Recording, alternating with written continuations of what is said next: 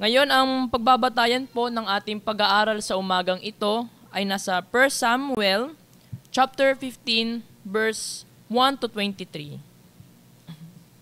Ulitin ko po, 1 Samuel chapter 15 verse 1 to 23. Kung nandiyan na po kayo sa inyong mga Biblia, samahan niyo po ako sa aking pagbasa. Verse 1. At sinabi ni Samuel kay Saulo, sinugo ako ng Panginoon upang hirangin ka upang maging hari sa kanyang bayang Israel. Kaya't ngayon ay pakinggan mo ang tinig ng salita ng Panginoon. Ganito ang sabi ng Panginoon ng mga hukbo. Aking parurusahan ang ginawa ng Amalek sa Israel sa paghadlang sa kanila sa daan nang sila'y umahon mula sa Ehipto. Ngayon, umalis ka at lipulin mo ang Amalek at iyong lubos na wasakin ang lahat nilang pag-aari. Huwag kang magtitira sa kanila, kundi patayin mo ang lalaki at babae, sanggol at sumususo, baka at tupa, kamelyo at asno. Kaya't ninipon ni Saul ang taong bayan at binilang sila sa Telaim. 200,000 kawal na lakad at 10,000 kawal mula sa Huda. Dumating si Saul sa lungsod ng mga Amalekita at nag-abang sa libis.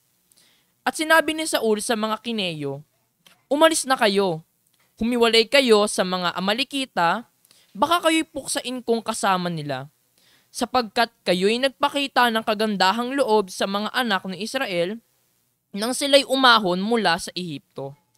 Kaya't umalis ang mga Kineyo sa gitna ng mga Amalekita. Nagapi ni Saul ang mga Amalekita mula sa Havila hanggang sa Sur, na nasa silangan ng Ehipto. Kinuha niyang buhay si Agag, na hari ng mga Amalekita, at ganap na nilipol ang buong bayan sa pamamagitan ng talim ng tabak. Ngunit itinira ni Saul at ang taong bayan si Agag at ang pinakamabuti sa mga tupa, mga baka, mga pinataba, mga kordero at lahat ng mahalaga, at hindi nila ganap na pinuksa ang mga ito. Lahat ng bagay na hamak at walang halaga ay ganap nilang winasak. Verse 10, ang salita ng Panginoon ay dumating kay Samuel na sinasabi, ikinalulungkot ko na ginawa kong hari sa Saul, sapagkat siya'y tumalikod sa pagsunod sa akin, at hindi tinupad ang aking mga utos. At si Samuel ay nagalit at siya'y dumaing sa Panginoon ng buong magdamag. Kinaumagahan, si Samuel ay bumangong maaga upang makipagkita kay Saul. At sinabi niya kay Samuel, si Saul ay pumunta sa Carmel at doon nagtayo siya para sa kanyang sarili ng isang bantayog, at pagbalik niya ay lumusong siya sa Gilgal. Nang dumating si Samuel kay Saul, sinabi ni Saul sa kanya, pagpalain ka nawa ng Panginoon. Tinupad ko na ang utos ng Panginoon. Ngunit sinabi ni Samuel, ano kung gayon ang kahulugan nitong iyakan ng tupa at ang ungal ng mga baka na aking naririnig?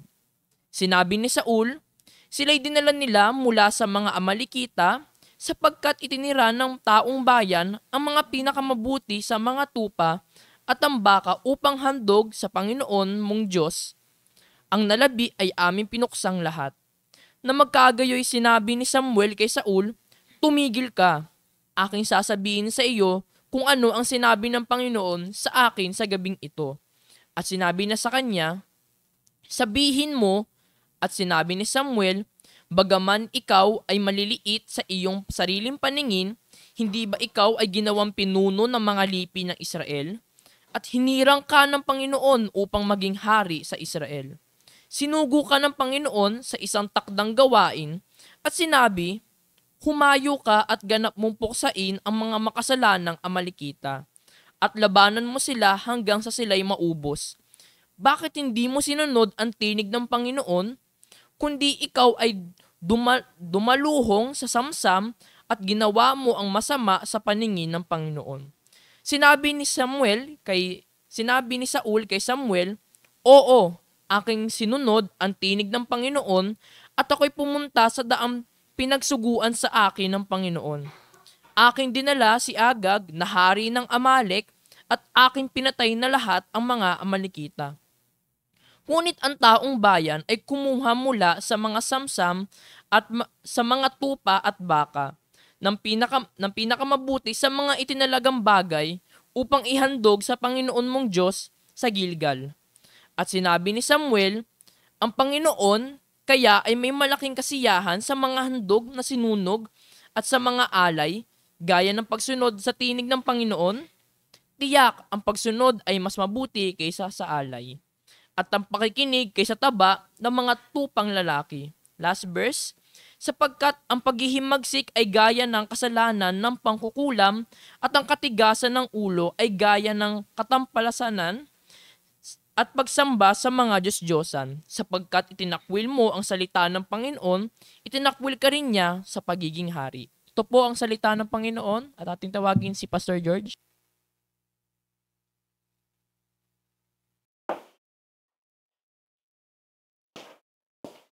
Maraming salamat, Rain, sa pagbasa mo ng salita ng Panginoon.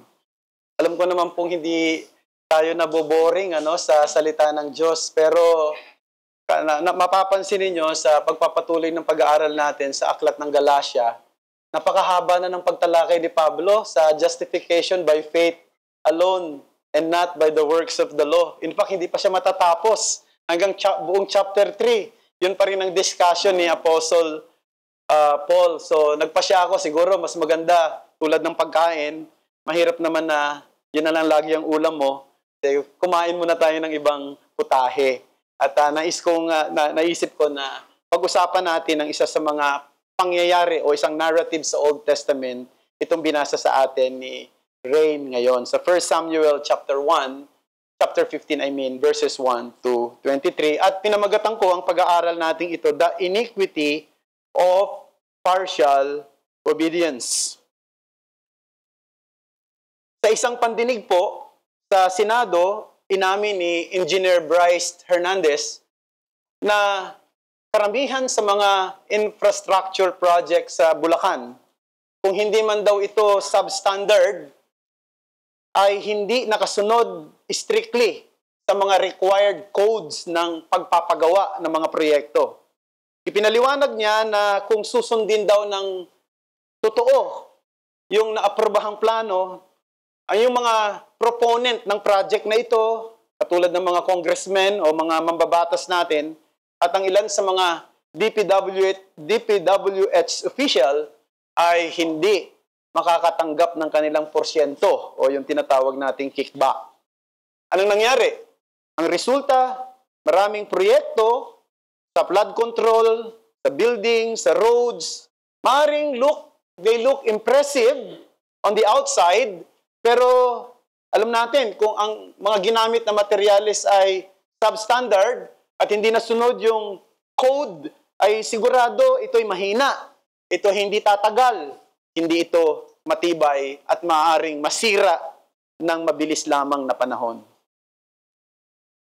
In the same way, mga kapatid, ang partial obedience o ang pagsunod ng hindi lubos sa utos ng Diyos ay maaaring mag-appear acceptable outwardly.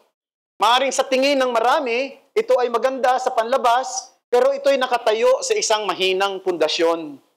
Eventually, ito ay magka-crumble spiritually. Hindi natutuwa ang Panginoon sa ating pagsunod na hindi lubos.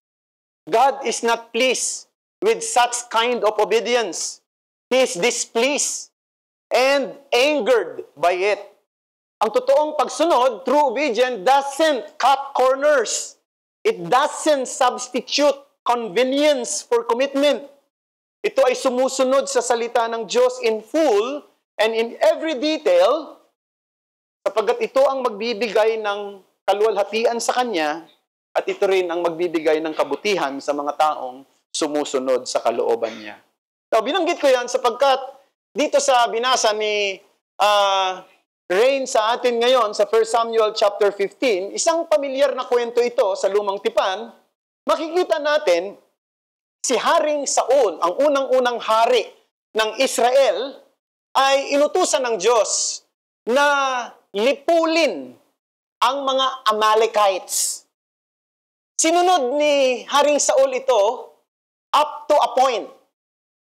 And then, pagkatapos niyang sundin up to a point, pinili niyang sundin kung ano yung kanyang sariling judgment, kung ano yung sarili niyang pakiramdam doon sa pinagagawa sa kanya.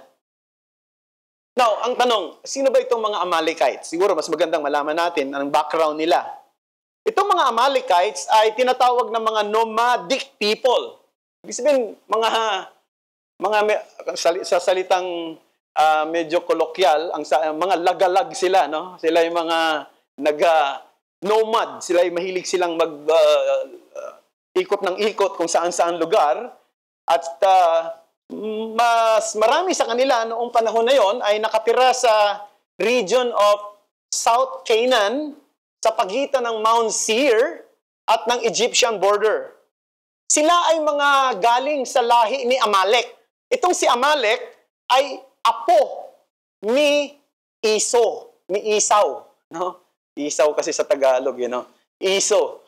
Si Esau ay anak ni Isaac. Panganay na anak ni Isaac, kapatid ni Jacob. So alam natin yung kwento, to si Esau ay ito yung lahi ng mga Edomites nanggaling, pero yung isa sa mga apo ni Esau ay ang pangalan ay si Amalek, sa kanya nanggaling yung mga Amalekites, sa kanya nanggaling yung lahi na yan. Now historically, kilala itong mga Amalek bilang mga ruthless, medyo marahas at mabagsik na mga band of marauders o mga plunderer, mga mahilig silang mandambong, no?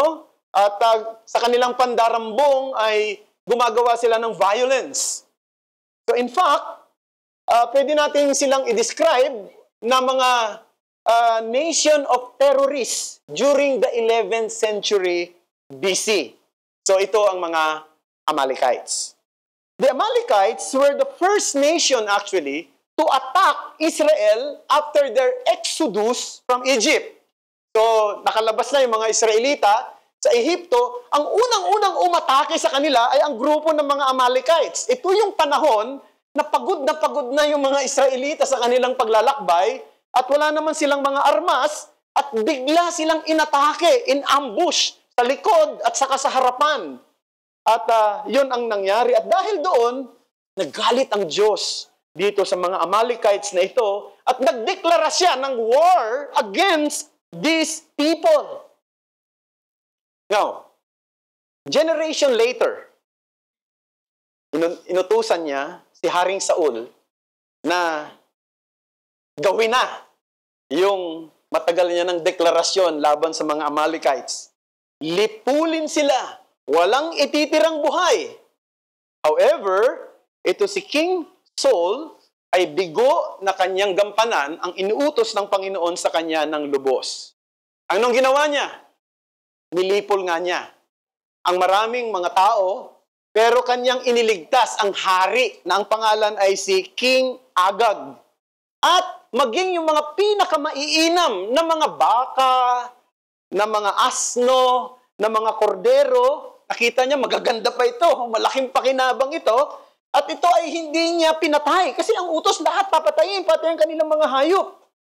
At ang kanyang justification ay, gagamitin ko ito sa aking pagsamba sa Panginoon. Ihahandog ko ang lahat ng ito sa harapan ng Diyos. Ngunit alam natin, ito ay hindi kinalugdan ng Diyos. Para sa Diyos, ang pagsunod ni Haring Saul ng kalahati lamang at hindi ng lubos ay isang rebellion, isang arrogance, at hindi pwedeng gawing dahilan na gamitin at takpan ang kanyang arrogance and rebellion ng kanyang pagsamba at paglilingkod sa Diyos. Kaya alam natin ang kwento, God rejected King Saul. And the message that I want to bring to you this morning is this. No amount of service can substitute for total obedience to God. Walang anumang paglilingkod ang pwedeng ihalili sa ganap na pagsunod sa utos ng Diyos. And I have two headings. Una, tingnan natin God's response to rebellion rendered. Secondly, God's righteousness and rule revealed. First, God's response to rebellion rendered. Under this, let me say that God never overlooks transgression. God never overlooks transgression. Hindi kailanman babaliwalain ng Diyos ang pagsuway.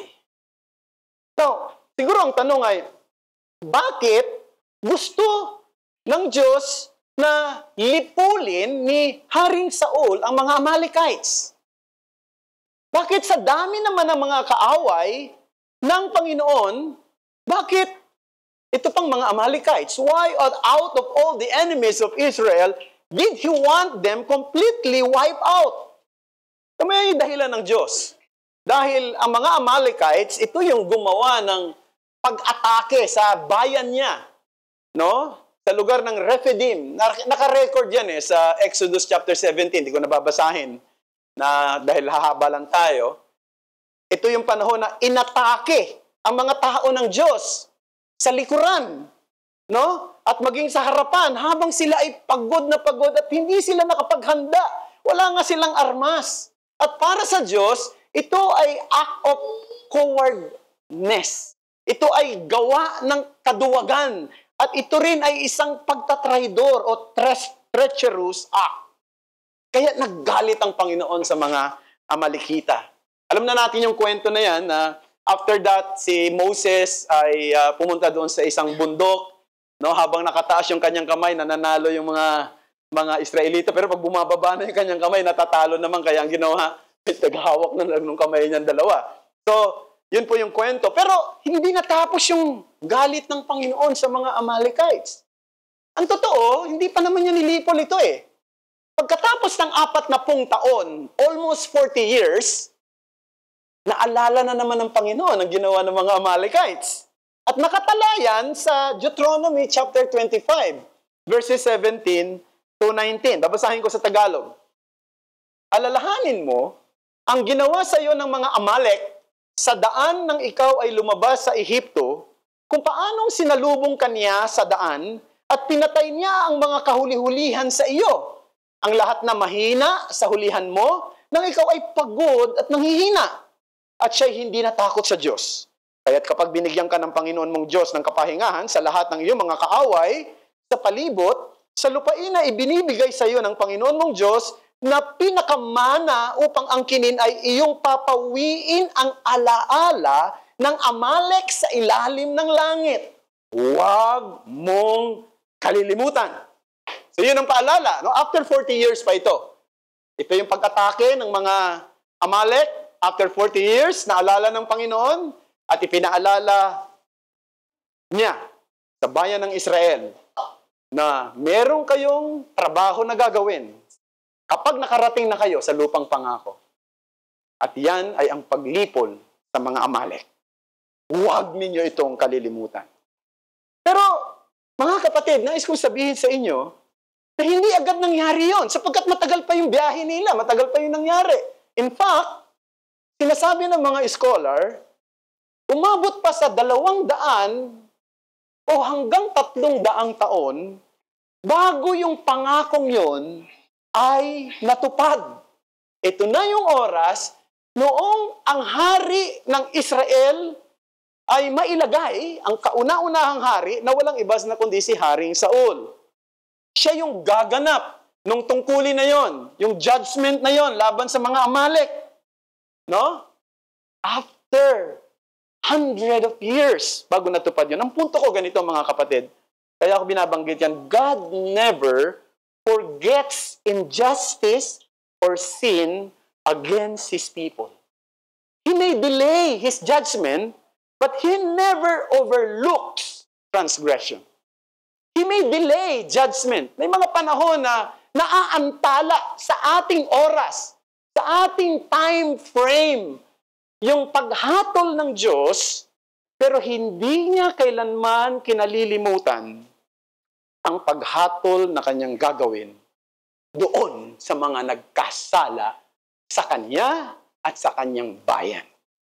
So, yun ang unang bagay. Pangalawa, God's wrath is as real as His goodness. Alam niyo, ang pagiging mabuti ng Diyos ay hindi kailanman natin maipagkakamali. Nauutal tuloy ako. Ano? So, yun na lang. It will never be mistaken. God's goodness is real. God's kindness is real. It is being revealed in the Scripture. Pero kung paanong totoo na ang Diyos ay mabuti, totoo rin ang kanyang galit. Totoo rin ang kanyang paghatol. Basahin natin verses 2 to 3. Thus says the Lord of hosts, I have noted what Amalek did to Israel in opposing them on the way when they came out of Egypt.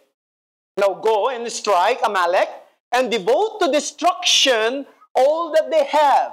Do not spare them, but kill both man and woman, child and infant, ox and the sheep, camel and donkey. Now, alam nyo mga kapatid, yung bahaging ito ng banal na kasulatan, kapag binabasa ito ng ilan sa mga liberal theologian, sinasabi nila napaka-barbaric daw ng relihiyon ng mga Hebreyo sa lumang tipan. Napaka-barbaric. Kaya mas magandang basahin na lang natin yung bagong tipan sapagkat pagdating sa bagong tipan hindi na barbaric ang Diyos. At hindi na barbaric yung expression ng mga tao ng kanilang pag-worship sa Diyos, no? Makikita natin mas malinaw daw at mas matingkad ang pagiging God of love sa New Testament than in the Old Testament.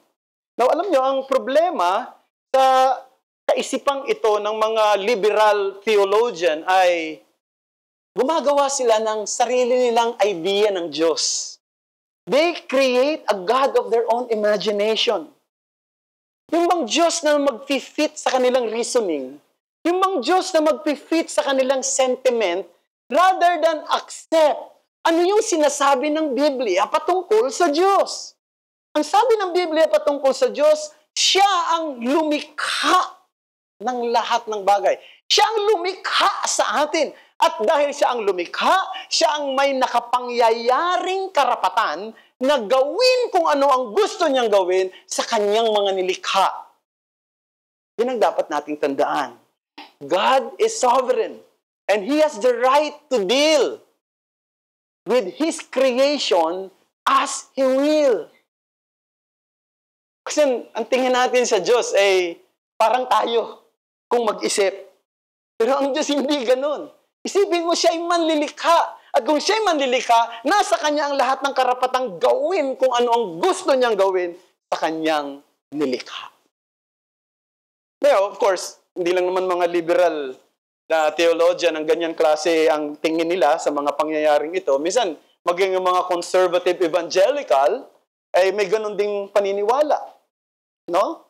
Na ang tingin nila pagdating sa Diyos, ay para bang pagdating sa lumang tipan, medyo ang Diyos daw ng lumang tipan ay parang medyo mabagsik, di ba?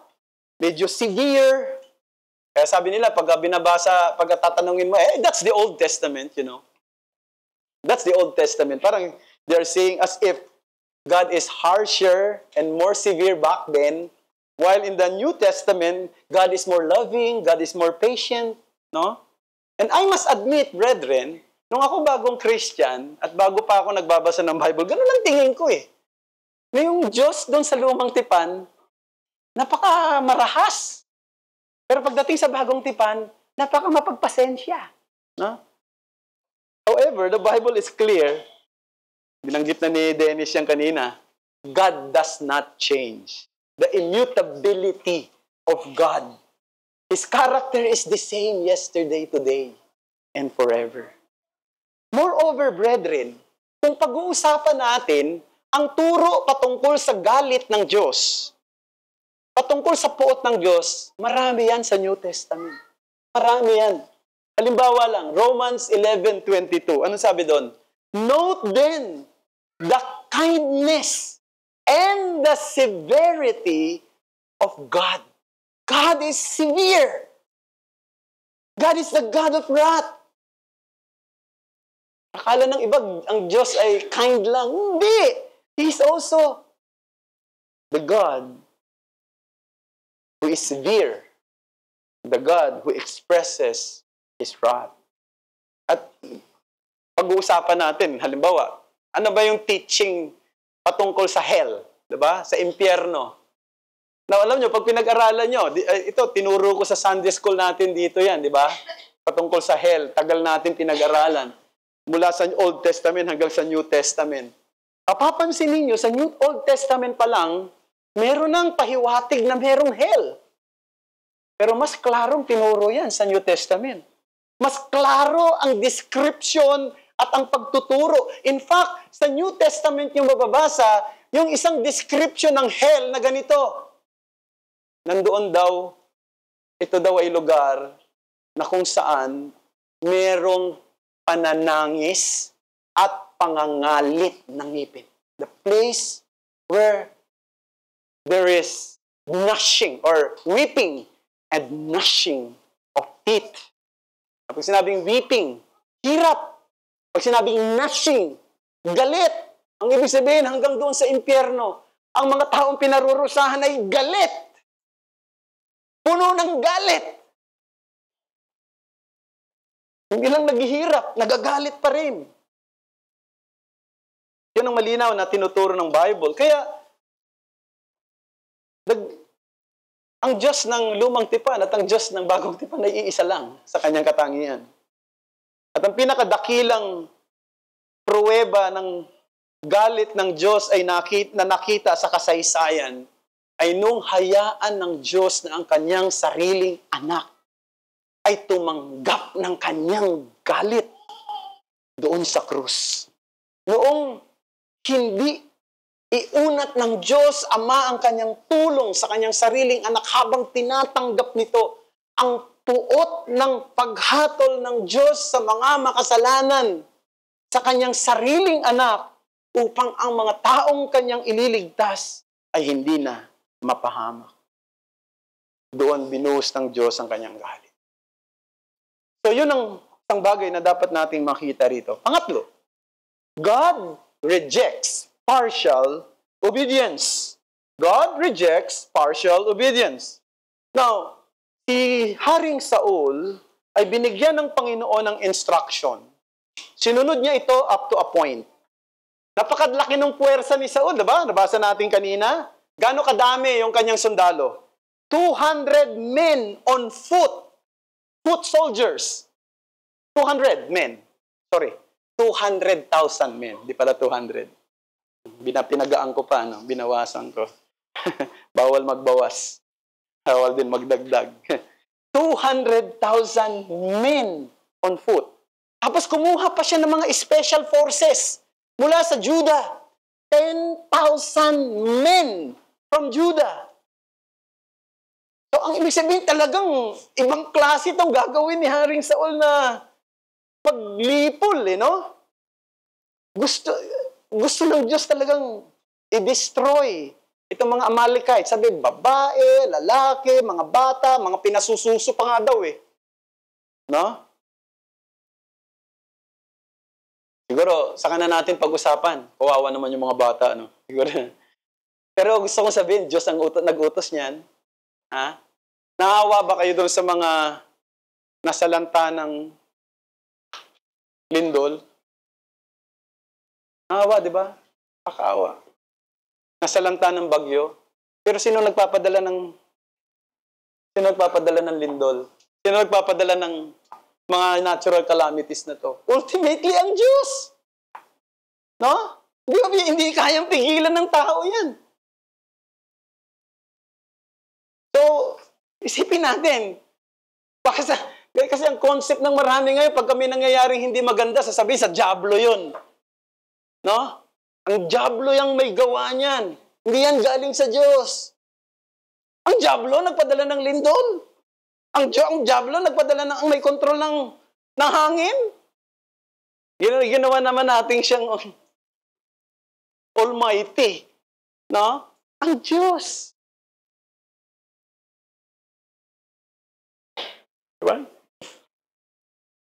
Nakatira kami doon sa malapit sa highway. Alam niyo naman siguro yung dating church natin doon. Tapos yung taas nun, SLEX. Pag gumuho yun, no? Yung lugar na yon, o kaya may nahulog doon na malaking truck at tumama doon sabang nagwo-worship service kami, hindi ibig sabihin na yung mamamatay doon, mga unbeliever, mga anak lang ng diablo. Baka pati pastor, mamatay ron. Naintindihan niyo, mga kapatid? So, ang Diyos ang may karapatan ng lahat ng bagay. Kahit na ako, sa oras na ito, pwede akong kunin ng Panginoon, bawat isa sa atin. Because God is the sovereign God. We are at His mercy. Remember that. So dito, napaka-unmistakable ng utos. Pero somewhere along the way, yung digmaan na gagawin ng Diyos laban sa mga Amalekites ay naging digmaan ni Saul. Dati digmaan ito ng Diyos. Ngayon naging digmaan na ni Saul. Basahin natin. Verses 8 to 9. He took Agag, the king of the Amalekites, alive, and devoted to destruction all the people with the edge of the sword. But Saul and the people spared Agag and the best of the sheep, and of the oxen, and of the fattened calves, and the lambs, and all that was good, and would not utterly destroy them. All that was despised and worthless, they devoted to destruction. Bakit ginawa ni Saul yun? Merong dahilan si Saul. At siguro kung tatanungin natin, ang simpleng dahilan na ito, greed and pride. Greed and pride. Pride. Bakit niya niligtas yung hari? Trophy niya yun eh. Trophy niya yun eh. Yun ay symbol ng kanyang tagumpay. Yun ang symbol ng kanyang pagkapanalo. At maaaring gagawin niya itong alipin. Isipin mo ang isang hari. Alipin ko ngayon. That's pride, di ba? Not only that. Greed. Nakita niya yung pinaka-the best of the livestock. Ang gaganda pa nito, sayang naman. No?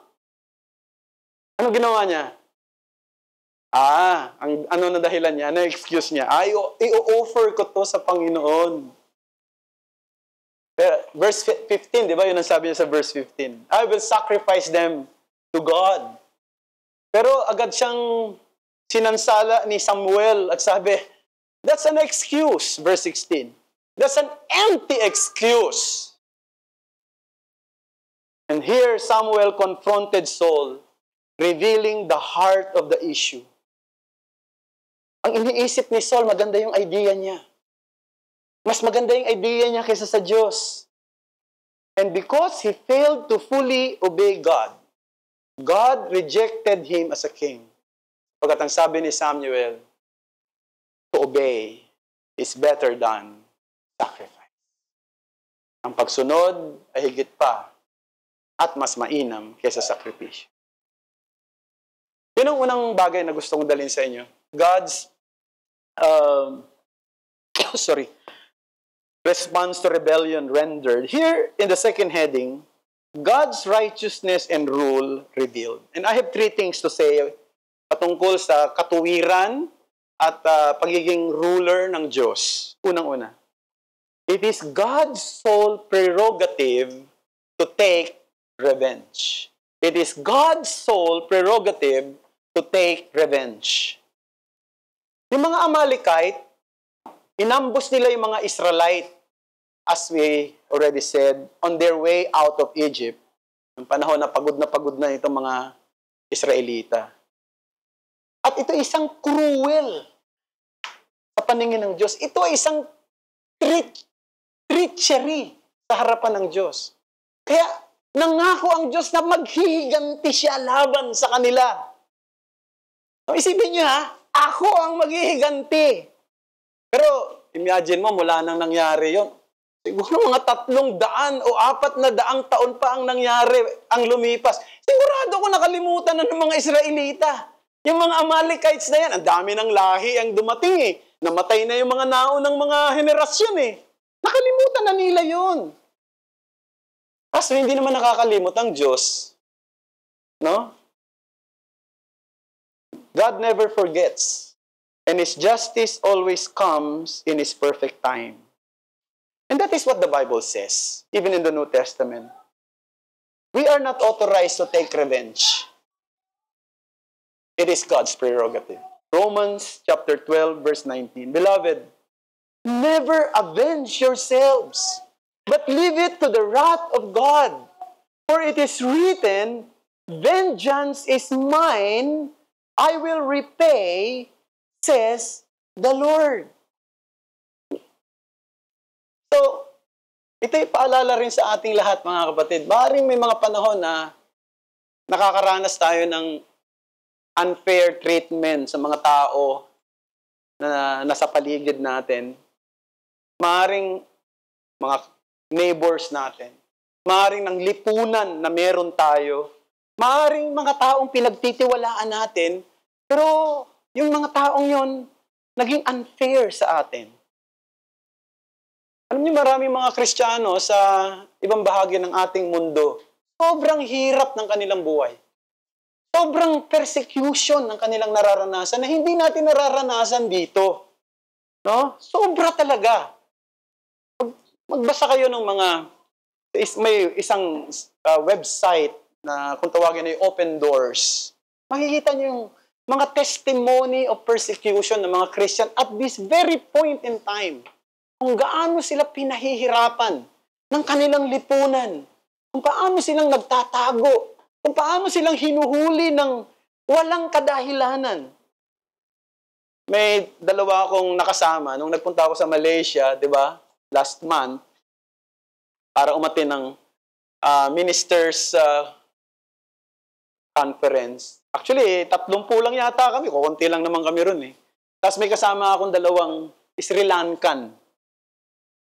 At lagi kong nakikipag-uusap, ang problema lang, talagang mas marami sign language eh, no? Kasi hindi magkaintindihan. No? Pero mayroon akong mga nariintindihan doon sa mga sinasabi nila pagka nagkikwentuhan kami. May kinuwento sila na meron silang kasamang pastor na inakusahang ng rape. Pero ang totoo hindi niya ginawa.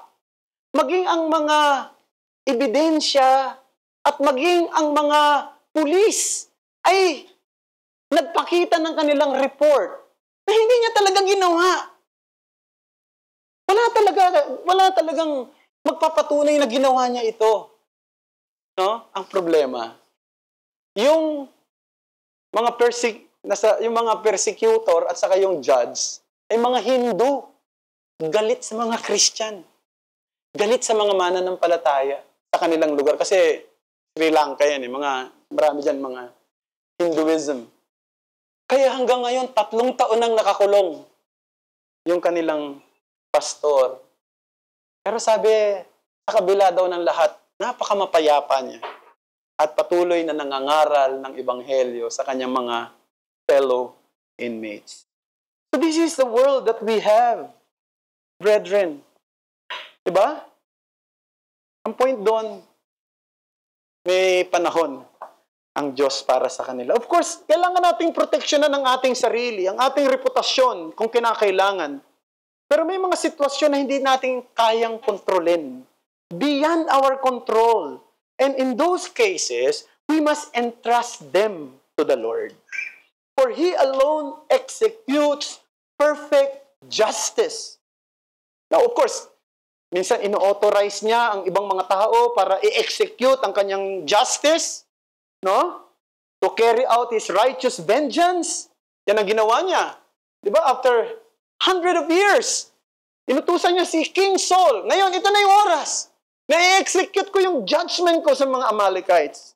Pero nalungkot tayo at nalungkot din ng Diyos, maging si Samuel, sapagkat naging bigo si Haring Saul na gawin ang kanyang tungkulin ng lubos. At nanagot siya sa Diyos. In the same way, brethren, kapag ang mga human authorities ay bigo na gawin ang kanilang tungkulin, sila rin ay sasagot sa Diyos. Pero tayong mga mananampalataya, tandaan natin, in the things that are beyond our control, remember this, that God takes vengeance far better than we ever could. Mas higit na matindi gumanti ang Diyos kaysa doon sa paghihiganti natin. Ano man bagay na gusto nating gawin sa kapwa-tao natin na maaaring ay unfairly gumawa ng hindi tama laban sa atin. Pero beyond our control, remember this, God is better than us. God has His own way of doing His vengeance better than what you think, better than what you imagine. May this truth humble us, brethren, especially when our pride or ego is wounded. Sometimes, di ba, pag nakakarinig tayo ng hindi maganda, tinatamaan yung ego natin. No? At pag gumanti tayo, pag nag-response tayo, mas higit, mas matindi. Hindi tama yun. Para bang nung araw, nung bata pa ako, mayroong isang kilalang politiko nung araw na yung kanyang anak ay kilala na gumagawa ng hindi maganda. Nalaman lang namin sa isang hotel na 5-star hotel, nakaapak lang ng paa. Binaril niya na. Binapakan lang yung paa niya. Ang ganti niya, baril. Hindi namin tayo dapat gano'n. Diba? Tayo mga Christians, we have to expect that sometimes we will not be treated fairly. No? And sometimes that's beyond our control. And we leave it in the hands of God. And when we leave it in the hands of God, that's obedience. And that is peace. Secondly, it is God's sovereign right to when and where to punish sinners. God has the sovereign right to show mercy to whomever He wills. Isipin nyo, bakit ba pinili ng Diyos itong bayan ng Israel? Para maging covenant people niya. Ba't hindi niya pinili yung mga Canaanites? Ba't hindi niya pinili yung mga Egyptians? Ba't hindi niya pinili yung mga Amalekites? Bakit diniklara ng Biblia? Sabi ng Bible, mahal ko si Jacob, pero kinapuputan ko si Esau. Isipin niyo yun? Hindi pa nga lumalabas yung dalawang bata sa sinapupunan ng kanilang nanay. Yun na ang deklarasyon ng Diyos.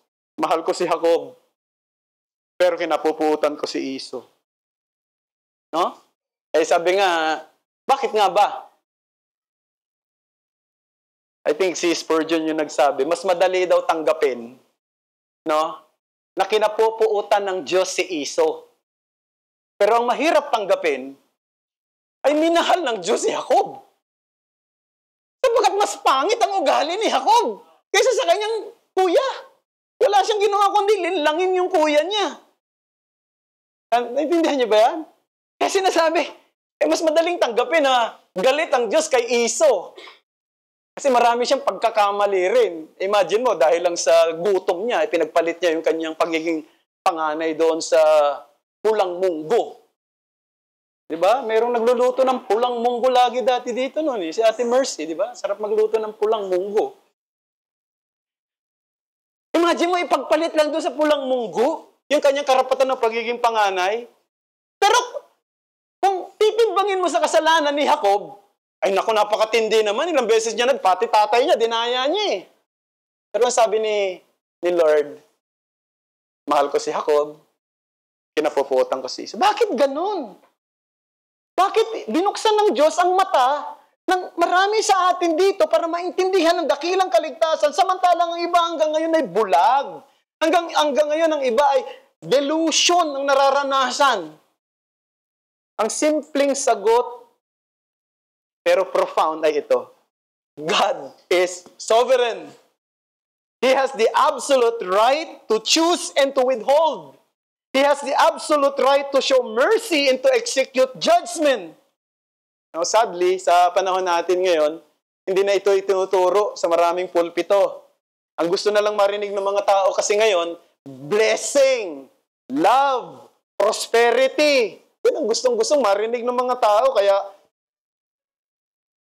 sabi nung anak ko si Justin nung nakaraan, di ba, tinatanong niya ako patungkol kay Joel Austin. Si Joel Austin ang may pinakamalaking kongregasyon sa buong Amerika. Ang tanong, bakit ang laki-laki ng kongregasyon niya? Pansinin mo kung paano siya mangaral. Puro prosperity. Puro magaganda. Wala siyang sinasabi patungkol sa kasalanan. Wala siyang sinasabi patungkol sa justice. Wala siyang sinasabi patungkol sa galit ng Diyos. Ang puro sinasabi niya, pag-ibig ng Diyos.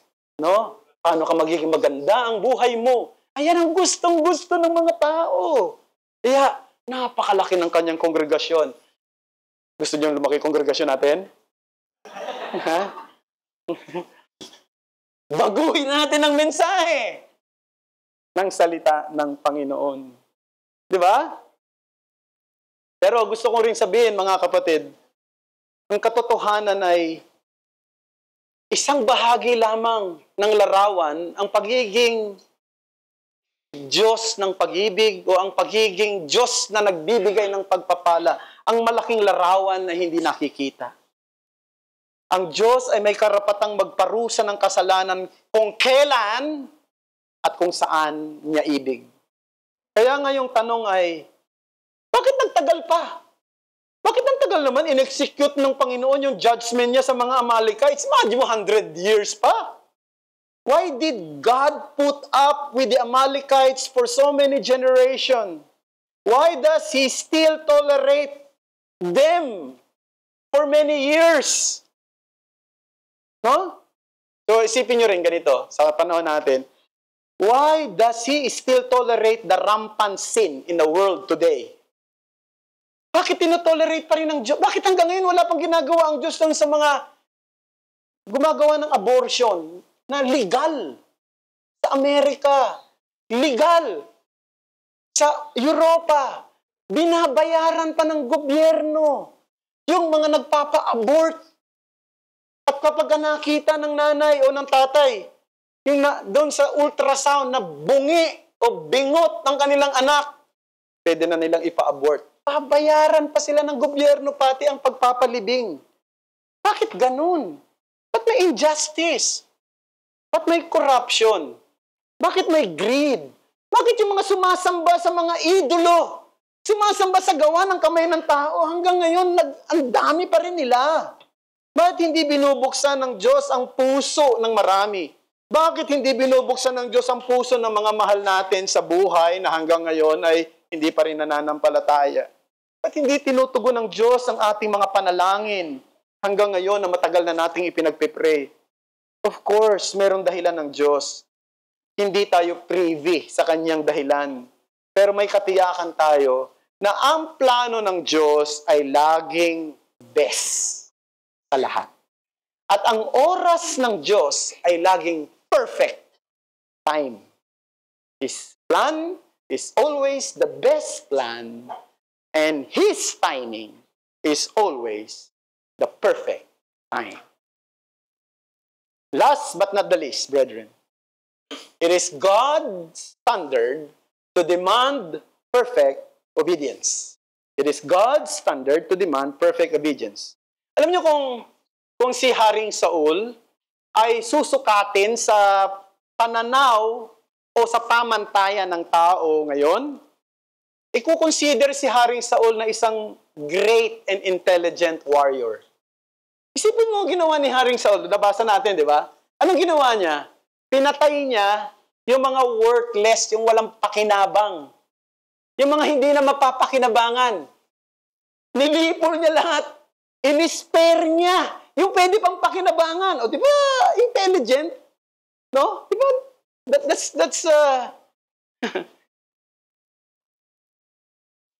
That's how intelligent man works. Di ba? O, ito. Pwede pa to. Magagamit pa nga ito sa gawain ng Panginoon eh. Sabi pa nga niya, gagamitin niya pa sa paghahandog. Akala kasi ni Haring Saul, meron siyang better thought and ideas than God. Pero ang Diyos kasi, nagdidemand siya ng complete and perfect obedience. Verse 22, has the Lord as great delight in burnt offerings and sacrifices as in obeying the voice of the Lord? Behold, to obey is better than sacrifice, and to listen than the fat of rams. As I said, we often measure one's spirituality by good intention, visible zeal, or religious activity. But the real question is this what God requires? Is this what God requires? Sa pagsamba, sa mga worship services natin ngayon, ano nakikita natin? Ang daming isinasamang mga elemento sa pagsamba na enjoyable, acceptable, uplifting. No? Nag-uplift ng spirit. Pero ang tanong, is this what pleases God? Ito ba yung gusto ng Panginoon? Maraming mga tao ngayon, ini-evaluate nila kung ano yung tama base sa resulta. Yung, di ba yung kasabihan na, the end justifies the means. Pero sa pamantayan ng Diyos, even the means must be right. Kahit na yung pamamaraan mo, tama dapat. Ano man ang maging resulta nito, dapat tama. Hindi ang resulta, kundi yung pamamaraan ay dapat tama. In the end, what truly counts, brethren, is not fruitfulness, but faithfulness. Bakit pinadala ng Panginoong Diyos ang kanyang anak na si Jesus sa mundong ito? Bakit kinakailangang maging tao ang kanyang bugtong na anak na ito at mabuhay ng 33 taon sa mundong makasalanan? Dahil walang pwedeng umabot ng pamantayan ng Diyos. Walang pwedeng tanggapin ang Diyos na sino man sa kanyang sariling katwiran. Si Kristo lang yun.